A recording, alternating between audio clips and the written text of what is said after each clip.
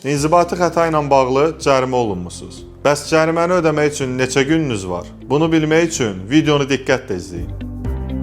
İnzibati xətalar məcəlləsinə əsasən şəxsin barəsində qəbul edilən qərarla inzibati cərimə tənbeh tədbiri tətbiq edilə bilər. Bu qərar inzibati orqanlar və yaxud da məhkəmə tərəfindən qəbul oluna bilər. Bəs qərar qəbul edildikdən sonra cəriməni ödəmək üçün sizə neçə gün verilir?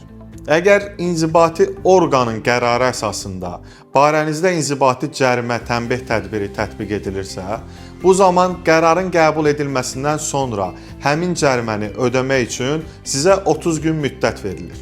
Yəni siz 30 gün müddətində elektron ödəniş vasitələri ilə cəriməni könüllü olaraq ödəyə bilərsiniz. Lakin məhkəmənin qəbul etdiyi cərimə qərarı barədə siz ödənişi 10 gün ərzində həyata keçirməlisiniz. Qeyd edilən müddətlərdə cərimə ödənilməzsə, bu zaman sizin barənizdə məcburi icra tədbirləri həyata keçirilə bilər.